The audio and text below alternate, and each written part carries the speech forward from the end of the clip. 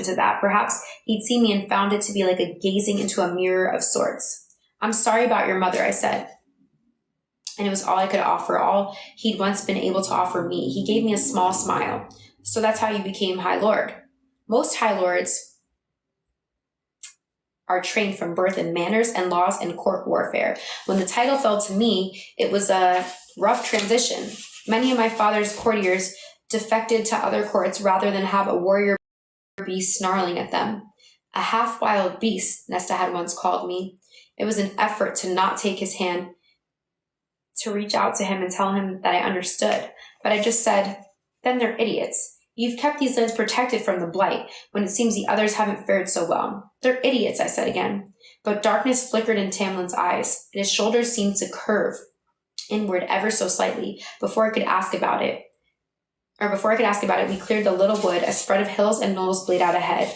In the distance, there were masked fairies atop many of them, building what seemed to be unlit fires. What are those? I asked, halting. They're setting up bonfires for Calamai. It's in 2 days. For what? Fire night. Fire night? I shook my head. We don't celebrate holidays in the human realm, not after your people left. In some places, it's forbidden. We don't even remember the names of our gods. What does Cala Fire Night celebrate? He rubbed his neck. It's just a spring ceremony. We light bonfires, and the magic that we create helps regenerate the land for the year ahead. How do you create the magic? That's the ritual. But it's very fairy. He clenched his jaw and continued walking away from the unlit fires. You seem far more... You might see more fairies around than usual. Fairies from this court and from other territories who are free to wander across the borders that night. I thought the blight hadn't scared many of them away. It has, but there will be a number of them. Just stay away from them all. You'll be safe in the house, but if you run into one before we light the fires at sundown in 2 days, ignore them. And I'm not invited to your ceremony? No, you're not. He clenched and loosened his fingers again and again as if trying to keep the claws contained. Though I tried to ignore it, my chest caved a bit. We walked back in the sort of tense silence we hadn't endured in weeks. Tamlin went rigid the moment we entered the gardens, not for me or our awkward conversation. It was quiet with the horrible stillness that usually meant one of the nastier fairies was around. Tamlin bared his teeth in a low snarl. Stay hidden. No matter what you overhear, don't come out. Then he was gone. It's about to get crazy. Alone, I looked to either side of the gravel path like some gawking idiot. If there was indeed something here, I'd be caught in the open. Perhaps it was shameful not to go to his aid, but he was a High Lord. I would just get in the way. I had just ducked behind a hedge when I heard Tamlin and Lucien approaching. I silently swore and froze. Maybe I could sneak across the fields to the stables. If there was something amiss, the stables not only had shelter, but also a horse for me to flee on. I was about to make for the high grasses mere steps beyond the edge of the gardens when Tamlin's snarl ripped through the air on the other side of the hedge. I turned, just enough to spy them through the dense leaves. Stay hidden, he'd said. If I'd moved now, I would surely be noticed. I know what day it is, Tamlin said, but not to Lucien. Rather, the two of them faced nothing. Someone who wasn't there. Someone invisible. I would have thought that they were playing a prank on me had I not heard a low, disembodied voice reply. Your continued behavior is garnering a lot of interest at court, the voice said, deep and sibilant. I shivered, despite the warmth of the day. She has begun wondering why you haven't given up yet, and why 4 Naga wound up dead not long ago. Tamlin's not like the other fools, Lucien snapped, his shoulders pushed back to raise himself to his full height, more warrior-like than I'd yet seen him. No wonder he had all these weapons in his room. If she expected bowed heads, then she's more of an idiot than I thought. The voice hissed, and my blood went cold at the noise. Speak you so ill of she who holds your fate in her hands? With one word, she can destroy the pathetic estate. She could destroy this pathetic estate.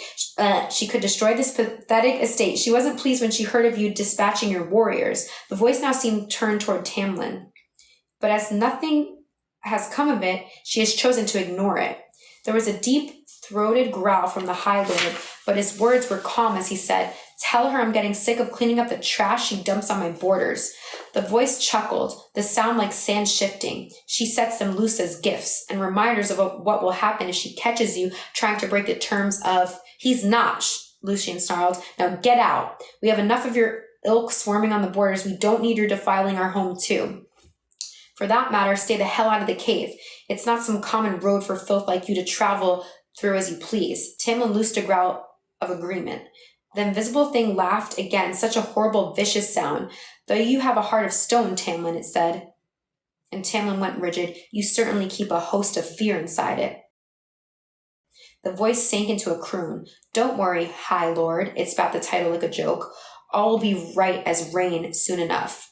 Burn in hell, Lucian replied for Tamlin, and the thing laughed again before a flap of leathery wings broomed. A foul wind bit my face, and everything went silent. They breathed deeply after another moment. I closed my eyes, needing a steadying breath as well, but massive hands clamped onto my shoulders and I yelped. It's gone, Tamlin said, releasing me. It was all I could do not to sag against the hedges. What did you hear? Lucian demanded, coming around the corner and crossing his arms. I shifted my gaze to Tamlin's face, but found it to be so white with anger at that thing that I had to look again at Lucian. Nothing I understood, I said and meant it. None of it made any sense. I couldn't stop shaking. Something about that voice had ripped away the warmth from me. What was that? Tamlin began pacing, the gravel churning beneath his boots. There are certain fairies in Prythian who inspired the legends that you humans are so afraid of.